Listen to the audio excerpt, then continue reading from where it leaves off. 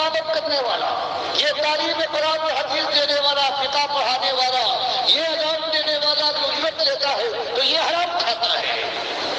उम्मत इनको खिला रही है और ये शिर्क और कुफ्र को आम कर रहे हैं। तौहीद की दावत के ऊपर ये दबा कर बैठ गए हैं, पर्दा डाल दिया है और फिर खुश है कि हमारी जिंदगी बन रही है और हम जन्नती हो जाएंगे। हजरत ने यही फरमाया था कि 11वीं की न्याज करो,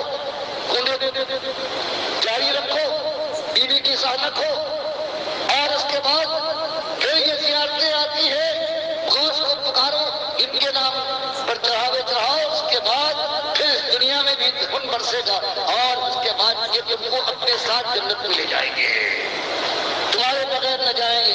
ये आज का दिन है, ये कुरान और हदीस का दिन नहीं। अल्लाह के रसूल सल्लल्लाहु अलैहि वसल्लम ने फरमाया है कि देखो मैं 2 चीजें छोड़कर जा रहा हूँ, ये कुरान अल्लाह की किताब है और ये मेरी सुन्नत है। बस इन्होंने कुरान को बदला। अगर ये तफसीर न करते, कुरान हर जगह तौहीद से भरा है, इनकी तफसीर ने उसमें शिर्क दाखिल कर दिया।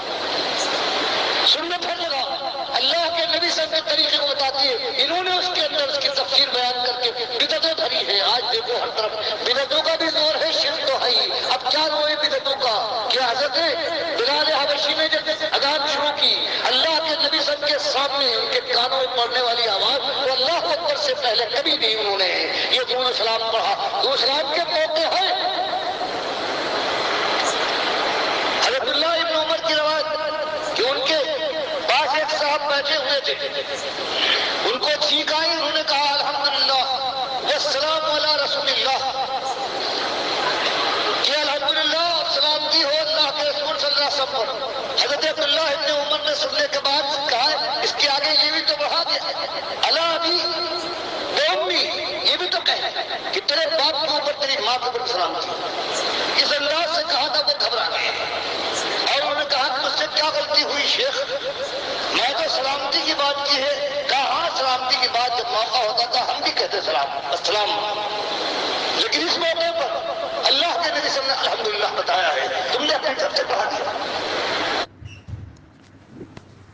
ये आवाज़ है डॉक्टर मसूदुद्दीन उस्मानी रहमतुल्लाह अलैह की। देखिए किस तरीके से डॉक्टर साहब ने ये बात बताई कि काश ये लोग तफसीरें ना करते। इन तफसीरों ने शिरक इन्होंने डाला है इसके अंदर और उम्मत को यहाँ तक पहुँचा दिया है और सुन्नत को बिदअत के अंदर तब्दील कर दिया। असल में ये मामला हुआ है, काश ये तफसीरें यानी मुशरिकाना तफसीरें ना करते। अगर किसी ने करने भी थी तो मुमना करता।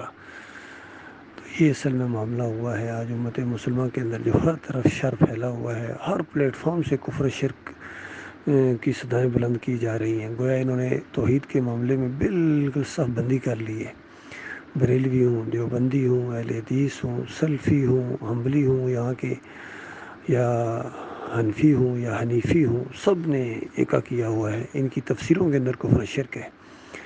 तो ये मामला असल में बताया जा रहा है। और ये पहले तो दूसरे मसलक परस्तों को बात कही जाती थी, अब हमारे अपने हज़रत साहब ने यही काम किया। मोहम्मद हनीफ़ ने ऐसा इसको जुनून चढ़ा हुआ है कि ये पूरी तफसीर मुकम्मल करके गोया पूरी तरह डॉक्टर असरार और मौदूदी के मुकाबले में यानी उनकी तरह ये तफसीरें सामने लाएगा।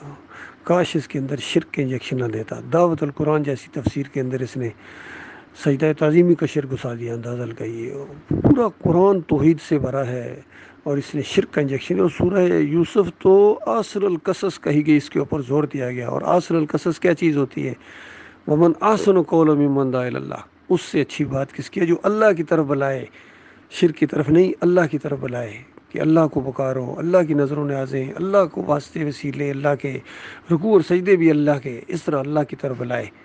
और जो शिरक की तरफ बुलाए वो तो सबसे बुरी बात है, सबसे गुमराह कुन अक़ीदा। अल्लाह के अलावा किसी और को सजदा, किसी और को रुकू, किसी और की पुकारें, किसी और की नज़रों न्याज़ें, किसी और पर तवक्कुल और भरोसा। तो यहाँ सारी चीज़ें और बीच में ठीक बताई, बीच में ये शिरक का इंजेक्शन दे दिया इस दावत अल कुरान के अंदर सूरह यूसुफ की 100 नंबर आयत की तशरीह करते हुए। तो अल्लाह के बंदों, इस तरह इन मौलवियों ने और सूफियों ने मारा है। आज अगर सही मानों में अगर आप अल्लाह के बंदे हैं तो ईमान खालिस की तरफ आओ। इन्होंने दीनदारी के बजाय दुकानदारी इख्तियार की है। इन सारे मसलकों ने उजरत लेते हैं, कुफ्र शिरक सिखाते हैं, अल्लाह के रास्ते से रोकते हैं, दुश्मन बन गए हैं। जो भी तौहीद की दावत उठाता है, तौहीद का کلمہ بلند کرتا ہے، تقریر کرتا ہے، ان کی مسجدوں تک کے اندر سے اندازہ کفر و شرک سکھایا جا رہا ہے، اور ان کی مسجدوں میں بھی توحید کی بات جا کر کی جائے تو غصے سے لال پیلے ہو جاتے ہیں، سرخ ہو جاتے ہیں اور مارنے کو دوڑتے ہیں۔ اس قدر ان کو اللہ کا دشمن بنا دیا ان مولویوں نے، ان مفسرین نے، شرک پھیلانے والوں نے۔ اللہ ان کے شر سے اپنی پناہ میں رکھے۔